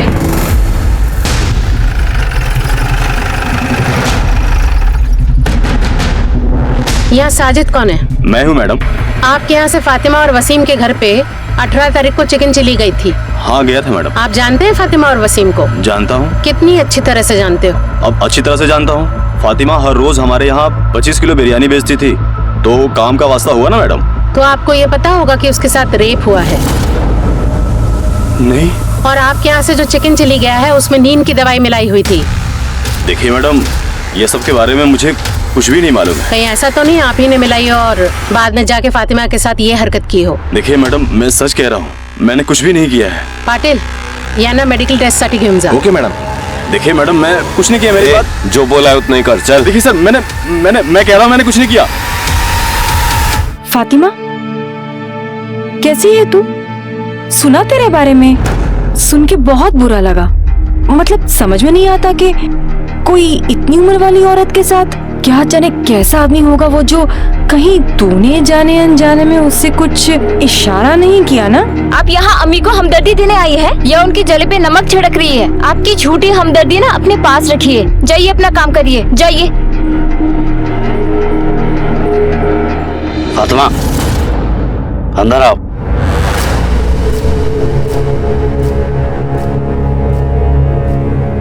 सुन लिया? मिल गया सुकून? अरे ये तो सिर्फ एक औरत थी, बाहर मोहल्ले में निकलोगी ना तो हर तरफ यही बातें हो रही हैं। अरे मैं कह रहा हूँ तुमसे कंप्लेंट वापस ले लो। उस महेश से ना तो अपनी तरफ से निपट लूंगा मैं। वसीम, बात तरीके की या बदला लेने की नहीं है, बात इंसाफ की है और उसके लिए कंप्लेंट करना जरूरी था। इंसाफ क्या इतनी आसानी से मिल जाएगा तुम्हें? रोज पुलिस स्टेशन के चक्कर, कोर्ट कचहरी के चक्कर काटने पड़ेंगे ना, तब पता चलेगा तुम्हें। मैं कह रहा हूँ कंप्लेंट वापस ले लो। नहीं वसीम, मैं कंप्लेंट वापस नहीं लूंगी।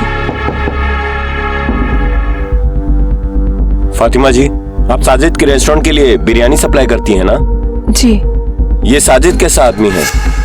मतलब आपके साथ जो हुआ है वो कर सकता है? जी। देखिए, उस दिन आपके घर से जो चिकन चिली हमने बरामद की उसमें नींद की गोलियां मिलाई गई थी। आपको क्या लगता है कि ये हरकत साजिद कर सकता है? साहब, उसके पास मेरा बहुत पैसा बकाया है। जब मैंने पैसे मांगे तो उसने कहा कि तुम्हारे शौहर का उधार कौन चुकाएगा, इसलिए सारे पैसे कट गए। इस बात पे मेरा उसके साथ बहुत झगड़ा हुआ था। और फिर एक दिन उसने मेरे साथ बदतमीजी करने की कोशिश की। मैम मुझे दे दीजिए, मैं लूँ। ए मोइन, तू जा पार्सल लेके, मैं देख लेता हूँ, तू जा।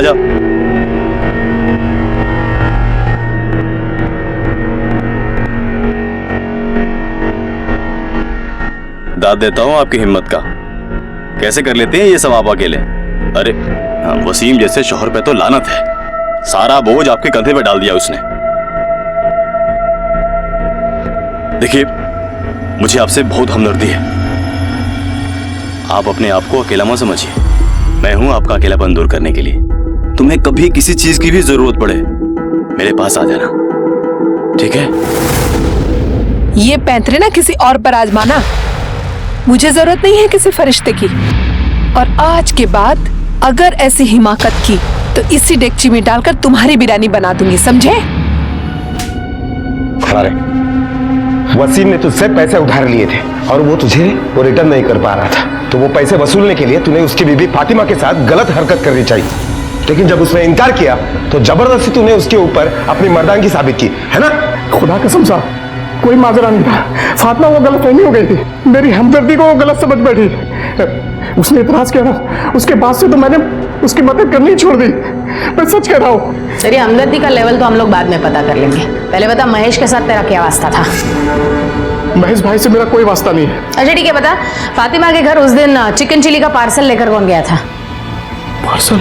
हाँ, वो मेरा डिलीवरी बॉय है ना, मोइन।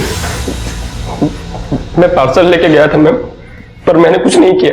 पार्सल में नींद की दवाई तूने अपनी मर्जी से मिलाई थी या फिर वसीम, साजिद या महेश के कहने पर? मैंने कुछ नहीं, मैंने कोई दवाई नहीं मिलाई साहब। पाटिल मेडिकल टेस्ट साठी घेऊन जायला. हो मैडम. जादव, महेश का हाथ लगना बहुत जरूरी है. शायद वही बता सकता है कि खाने में नींद की दवाई किसने मिलाई. मैडम, जब हमने वसीम के स्टॉल के आसपास के लोगों से पूछताछ की तो पता चला है कि वसीम महेश के पैसे नहीं लौटा पा रहा था, इसलिए महेश ने उसे एक ऑप्शन दिया था कि वो अपने सारे स्टॉल महेश के नाम पे कर दे. हो सकता है कि इस सिचुएशन में महेश और वसीम इन दोनों ने ही मिलकर ये प्लानिंग की हो सकता है शायद महेश और वसीम में से किसी एक ने नींद की दवाई खरीदी हो.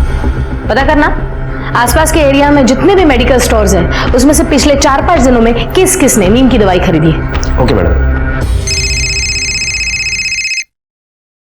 हाँ बोल. ओके मैडम, महेश का मोबाइल का लोकेशन डोंगरी चाल के आसपास एक्टिवेट हुआ है. तो उठा लो उसे.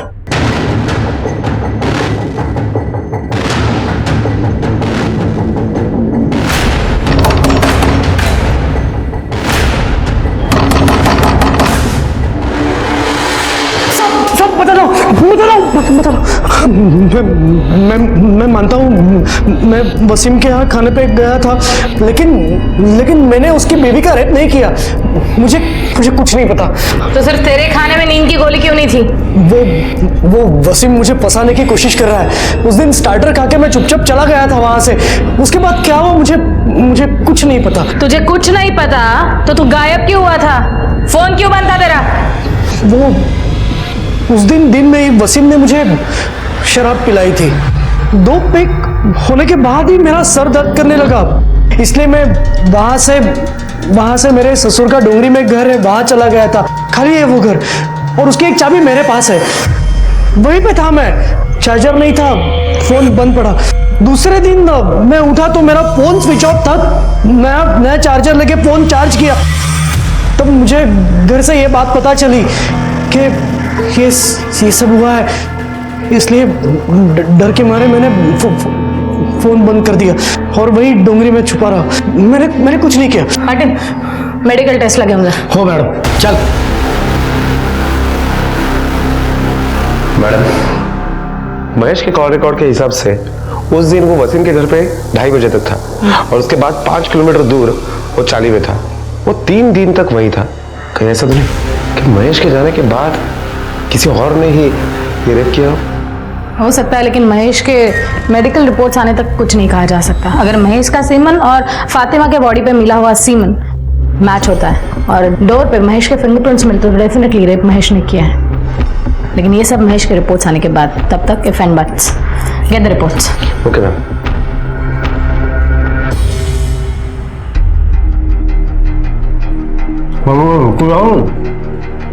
नहीं ठीक।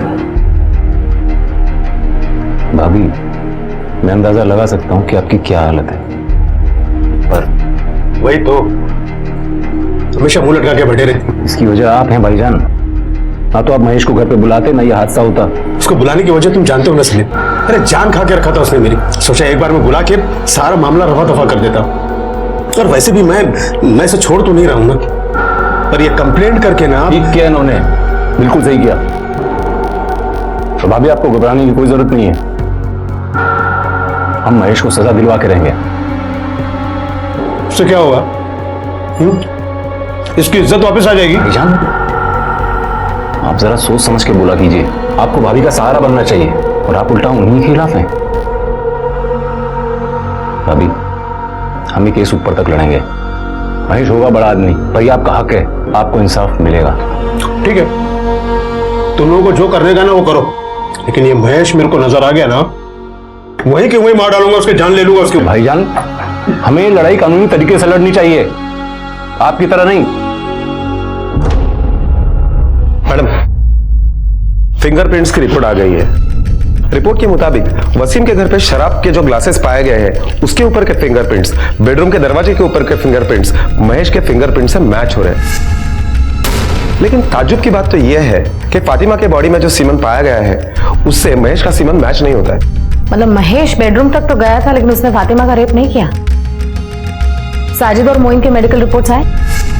हाँ मैडम, इन दोनों के भी सीमन फातिमा के बॉडी में जो सीमन पाया गया उससे मैच नहीं हो रहा है। साजिद नहीं, मोइन नहीं, महेश नहीं, तो फिर और कौन? मला वाटतं आपण काहीतरी मिस करतोय। फातिमा और वसीम की बैकग्राउंड फिर से चेक करना, छोटी से छोटी डिटेल निकालना, क्विक। 18 तारीख की दोपहर को वसीम के घर पे किसी को आते जाते देखा है? नहीं साहब। ये वसीम आदमी कैसा है? आदमी क्या साहब, बवाल है बवाल। एक नंबर का दारूबाज और जुआर आदमी है साहब। पता नहीं कितने लोगों का कर्जा सर पे लेके घूमता है। मुझे तो लगता है साहब कि उसने खुद ही अपनी बीबी का सौदा किसी के साथ किया हो। वसीम ऐसे कर सकता है? साहब, जुए की लत आदमी से कुछ भी करवा सकती है।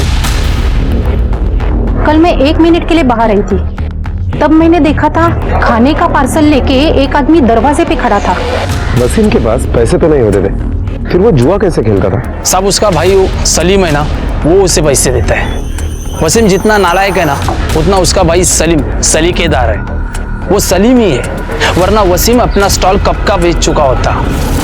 तुम्हें क्या लगता है कि जुए की लत के लिए वसीम अपनी बीबी का सौदा कर सकता है? नहीं साहब, मेरा भाई दारूबाज हो, जुआरी हो, जो भी हो, लेकिन वो ऐसी गिरी हुई हरकत कभी नहीं कर सकता। इतने दिन हो गए, लेकिन पुलिस मुजरिम को नहीं पकड़ पाए।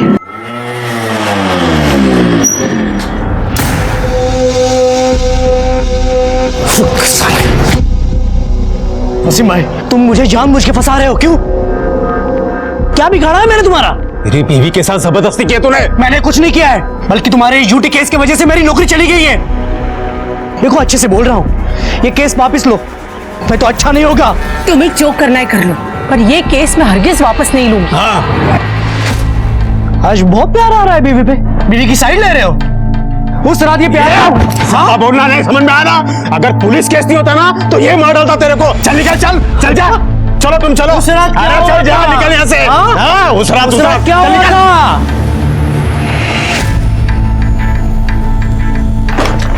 वसीम, वो किस रात के बारे में बात कर रहा था? क्या बात कर रहा था वो? तुम अब भी उसी बात पे अटकी हो। उसे उसके की सजा मिलने वाली है, इसलिए पागल हो गया वो, कुछ भी बकवास कर रहा है। नहीं वसीम, कुछ बात तो है। कुछ दिनों पहले तक तुम हलाला करने के लिए मेरी जान के पीछे पड़े थे, और जब से यह हादसा हुआ है तब से तुम हलाला का जिक्र तक नहीं करते। तुम मुझसे निकाह करना चाहते हो ना? तुमसे निकाह कौन करेगा अभी, वो भी ये हादसा होने के बाद? क्यों? हलाला चल सकता है तो हादसा क्यों नहीं? बिल्कुल नहीं चल सकता, क्योंकि वो एक रस्म है और ये एक बदनुमा धब्बा। कितने दोगले इंसान हो तुम। मैं क्या तुम?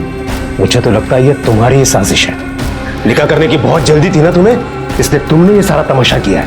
वसीम, मेरे बारे में ऐसी सोच रखते हो? इतनी मैं गैरत हूं मैं? तुम क्या हो, कैसी हो, ये आज मुझे पता चला। बात करते बदनामी, लोगों की नजरों में सवाल फातिमा को भेद रहे थे। दूसरी तरफ वो मानो हताश होने लगी थी कि उसे इंसाफ मिलेगा भी या नहीं। तीसरा झटका वसीम का व्यवहार। वो उस घिनौने जुर्म की जिम्मेदारी उसी के सर पर डालना चाहता था। वसीम को लेकर फातिमा पहले से ही असहज थी और महेश की उस रात वाली बात उसके दिलो दिमाग में घर कर गई थी। अब उसका असहज होना आशंका में बदल गया था, लेकिन अब तक हासिल कुछ नहीं था सिवाय दर्द और बदनामी के। पुलिस पूरी कोशिश कर रही थी, कई सस्पेक्ट थे, लेकिन अभी साबित होना बाकी था कि कौन असली गुनहगार था और किसने फातिमा के साथ बलात्कार किया था। एक तो आप मुजरिम का पता नहीं लगा पा रहे हैं, ऊपर से इसे बार बार पुलिस स्टेशन बुलाकर परेशान कर रहे हैं। आखिर चल क्या रहा है? मैडम आप प्लीज शांत हो जाइए। हम हमारी तरफ से पूरी कोशिश कर रहे हैं और हमें इनसे बात करने दीजिए। फातिमा जी आप बैठ जाइए प्लीज। वसीम को जुए की लत थी और उसकी वजह से आप दोनों में झगड़े भी होते थे, क्या ये सच है? जी, जुए की वजह से सब बर्बाद कर दिया था उसने। और एक दिन तो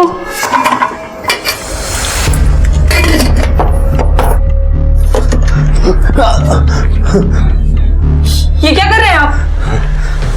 ये पैसे मैंने जोया और इमरान की पढ़ाई के लिए जमा किए, ना कि आपका जुआ खेलने के लिए। दीजिए मुझे, दीजिए, हट दीजिए मुझे, पैसे दीजिए। अरे हट, रुकिए, पैसे दीजिए मुझे। छोड़ बोला ना, दीजिए, पैसे दीजिए।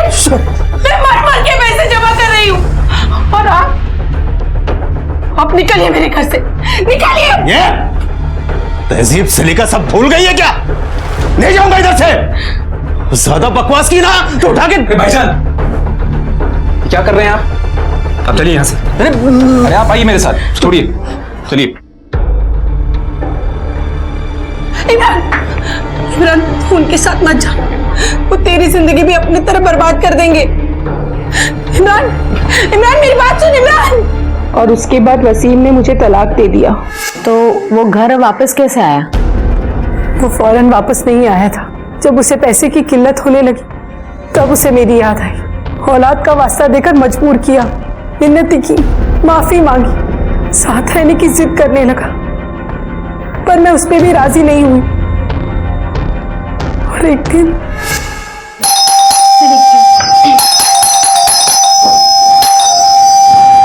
अम्मी, अम्मी अब्बू की तबीयत बहुत खराब है। अम्मी प्लीज आप मेरे साथ चलिए, अब्बू को आपकी जरूरत है। अम्मी प्लीज, अम्मी मेरे साथ चलिए। इमरान मैं कहीं नहीं जाऊंगी और उस आदमी के यहाँ तो कतई नहीं। अम्मी प्लीज प्लीज मेरी बात मानिए, अब्बू को आपकी जरूरत है और चाचू भी घर पर नहीं है। अब्बू अकेले, और अब्बू के लिए तो मेरे लिए और जोया के खातिर प्लीज चलिए। हाँ अम्मी चलते हैं ना, मुझे भी अब्बू की बहुत फिक्र हो रही है, क्या मालूम किस हालत में होंगे। चलिए ना अम्मी। अम्मी अम्मी अब्बू, अब्बू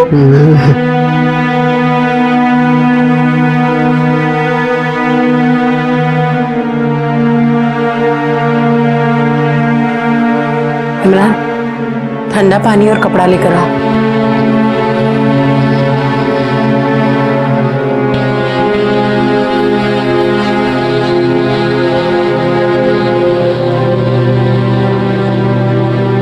फातिमा, मैंने तुम्हारे साथ क्या क्या नहीं किया और तुमने फिर भी मेरा साथ दिया। मैं अपने किए पे शर्मिंदा हूँ फातिमा, मुझे माफ कर दो। वसीम अब कुछ नहीं हो सकता।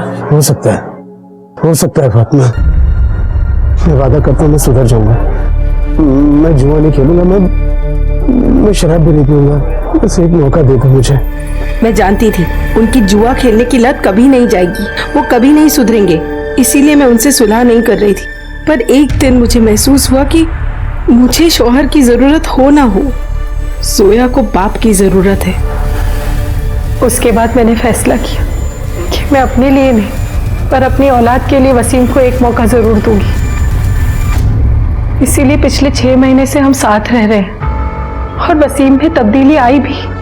उसकी जुए की लत छूटने लगी, एक जिम्मेदार शौहर और बाप होने की कवायद करने लगा। पर फिर एक दिन ये मनहूस दिन आ गया जिस दिन मेरे साथ पर कुछ दिनों से उसका बर्ताव बहुत अलग है। पहले तो वो हमेशा निकाह और हलाला की बात करता था, लेकिन आजकल नजरअंदाज करता है। शायद महेश ने मेरे साथ ऐसा किया इसलिए। महेश ने आपके साथ कुछ नहीं किया, सबूत है हमारे पास। फिलहाल आप जा सकती है, केस में कुछ डेवलपमेंट हुआ तो definitely I will get back to you. चलो फातिमा, फातिमा चलो।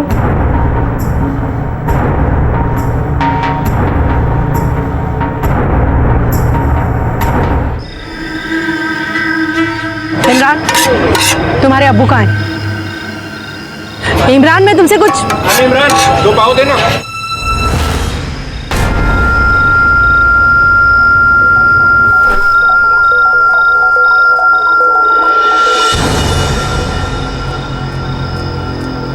वसीम, पुलिस ने मुझे बताया कि महेश बेकसूर है, उसने कुछ नहीं किया, असली मुजरिम कोई और है।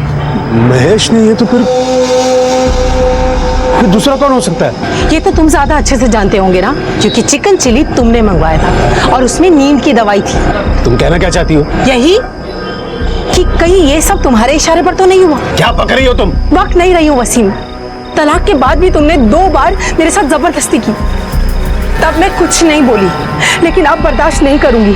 अगर इस सब में तुम्हारा हाथ हुआ ना तो मैं तुम्हें छोड़ूंगी नहीं। मैडम, पता चला है कि वसीम जिन लोगों के साथ जुआ खेलता था उनके नाम है महेश, साजिद और चाल का मालक संपतराव। मैडम, और एक बात पता चली है, ये वसीम जिस एरिया में रहता है उसी एरिया में एक जावेद नाम का चरसी आदमी रहता है। ये सब लोग मिलकर उसके घर पर ही जुआ खेलते हैं। मैडम, मोहिना और साजिद के मोबाइल लोकेशन आ गए। उसके मुताबिक मोहिन का मोबाइल लोकेशन 4 मिनट के लिए वसीम के घर पे एक्टिवेट था। उसके बाद पूरा दिन होटल में ही था। अच्छा, मतलब वो वहां पर रुका नहीं? नहीं मैडम। और साजिद? मैडम, साजिद के मोबाइल के लोकेशन के मुताबिक वो पूरा दिन सुबह से लेकर शाम तक होटल पर ही था। वो तो वसीम के घर के आसपास भी नहीं गया। हो सकता है ये उन दोनों के प्लानिंग का हिस्सा हो, लेकिन सबसे पहले हमें जावेद की खबर लेनी पड़ेगी। तो ही जावेद है ना रे? जी सब तेरे यहाँ पे जुआ खेलते थे ना? अरे नहीं मैडम, वो तो इसी टाइम पास के लिए पत्ते खेलते बगैर पैसे के। हाँ। अच्छा, अब सच सच बोल दे। बहुत हो गया तेरा नाटक, तेरी पूरी कुंडली निकाली है मैंने। ऑफिसर महेश कुलकर्णी भी आता था ना तेरे पास जुआ खेलने के लिए? जी मैडम। उसका और फातिमा का कुछ लफड़ा था, बोला था तेरे को कुछ? फातिमा के रेप केस के बारे में कुछ जानता है? मैडम, मैं खाली एक ही बात जानता हूँ, मंगता तो वो बता देता हूँ, पर मेरा नाम किधर नहीं आना। मंगता बोल। उस दिन वो फातिमा का पति वसीम भाई मेरे पास आया था जुआ खेलने।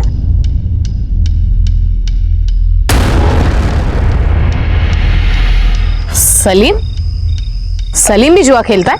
जी। वसीम जुआ खेलता है? हाँ साहब। और तुम? मुझे सब पसंद नहीं है, इसलिए कभी नहीं खेलता।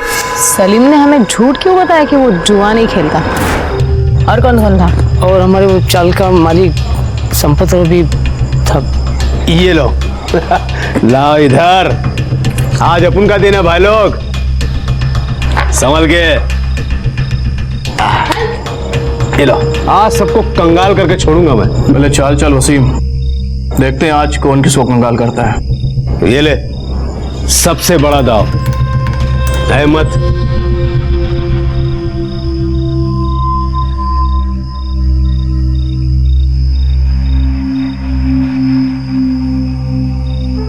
ये मेरा। क्या हुआ वसीम भाई, आज आपका दिन बहुत जल्दी खत्म हुआ? अभी नहीं, आखिरी दाव तक खेलूंगा। अबे दाव पे लगाने के लिए बचा ही क्या है जो तू खेलेगा?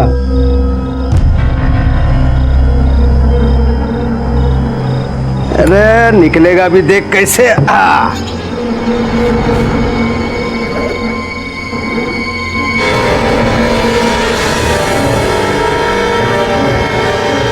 वो उस दिन वसीम भाई तैश में आकर फातिमा भाभी को दाव पे लगा दिया। अरे भाईजान, आप ये क्या कर रहे हैं?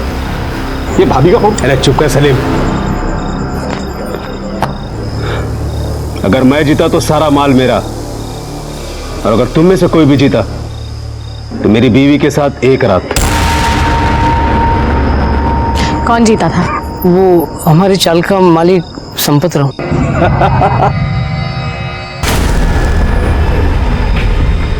तीन बेगम।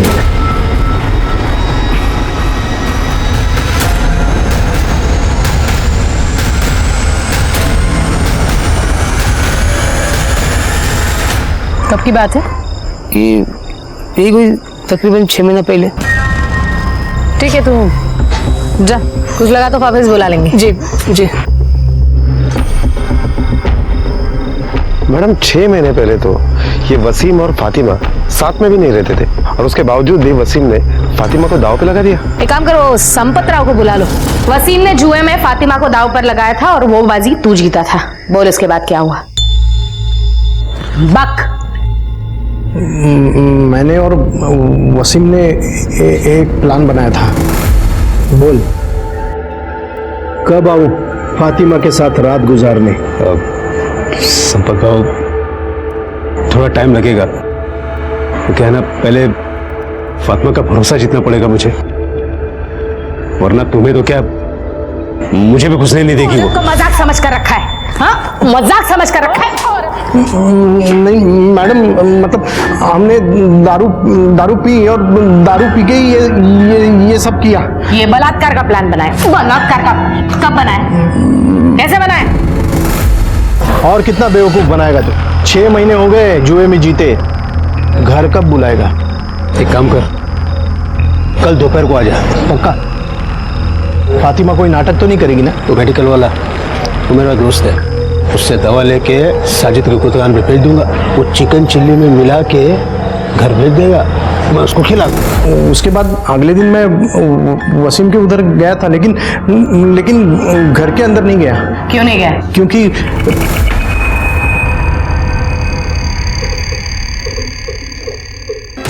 उसके बाद मैं अपने घर चला गया। शाम को मुझे पता चला कि फातिमा का बलात्कार हुआ है। मैं डर गया, मुझे लगा मैं बेकार में फंस जाऊंगा। घबरा मत। रेप केस में तू अंदर नहीं भी गया तो औरत का सौदा करने के वाहियात हरकत के जुर्म में जरूर जाएगा। पाटील घेऊन जायला आणि याची मेडिकल टेस्ट पण करा। हो मैडम गलती हो गई मैडम। अब अंदर जाके पछताना। चल चल। इसके कॉल रिकॉर्ड्स, मोबाइल लोकेशन सब निकालो। तो वो सलीम को उठाओ।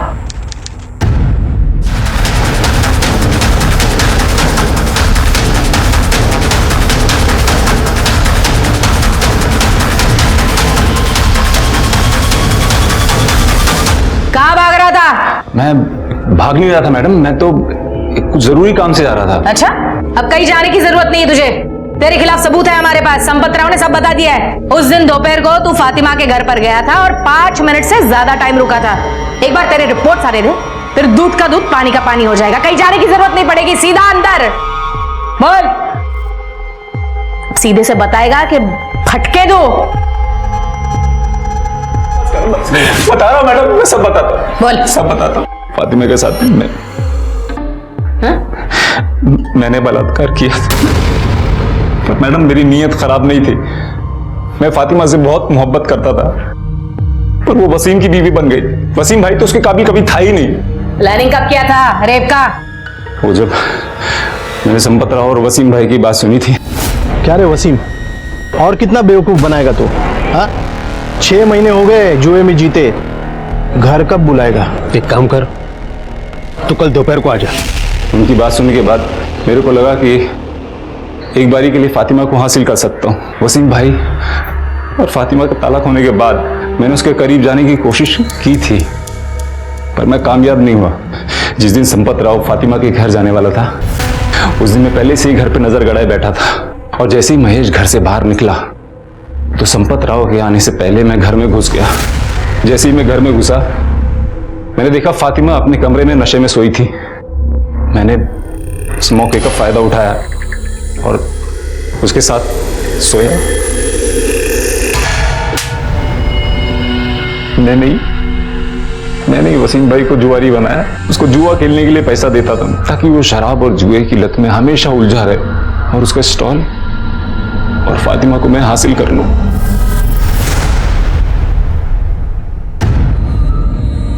फातिमा, आपके साथ जो कुछ हुआ उसकी प्लानिंग आपके पति ने और संपत राव ने मिलकर की थी। आपके पति जुए में संपत राव से आपको एक रात के लिए हारे थे।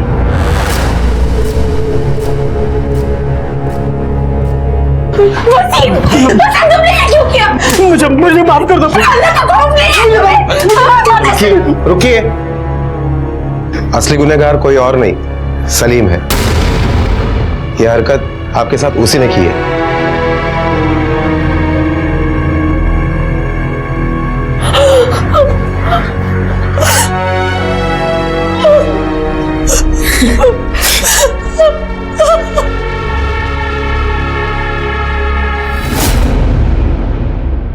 सलीम ने अपनी बुरी मंशा को मोहब्बत का नाम दिया। वो मोहब्बत जो सिर्फ शारीरिक संबंध बनाने के ख्वाब सजाती थी। उसने फातिमा को इंसान नहीं समझा, बल्कि सिर्फ दिल खुश करने और अपनी नीच ख्वाहिश को पूरा करने की एक वस्तु मान लिया था। वसीम इससे भी कई दर्जे नीचे था, जिसके लिए फातिमा सिर्फ एक मुनाफे की चीज थी। इनके अलावा संपत राव, साजिद, महेश, ये सब समाज के वही किरदार हैं जिन्हें औरत सिर्फ शरीर का सुख भोगने की एक चीज लगती है। फातिमा इनसे लड़ी, लोगों के तानों के बावजूद डट कर खड़ी रही और इंसाफ का अपना हक लेकर रही। बेशक कड़े कानूनों की जरूरत है, लेकिन उसके साथ साथ समाज में औरत के प्रति पुरुष की मानसिकता बदलने की भी उतनी ही जरूरत है। इसी विचार के साथ अब मैं अनूप सोनी आपसे विदा लेता हूं। फिर मुलाकात होगी अगले एपिसोड में एक और चौंका देने वाले केस के साथ। तब तक अपना और अपने परिवार का ख्याल रखें और देखते रहें क्राइम पेट्रोल सिटी क्राइम्स। सबक एक को सीख हम सबको। जय हिंद। इस तरह के और भी एपिसोड देखने के लिए हमारे चैनल को सब्सक्राइब करें और बेल आइकन दबाना ना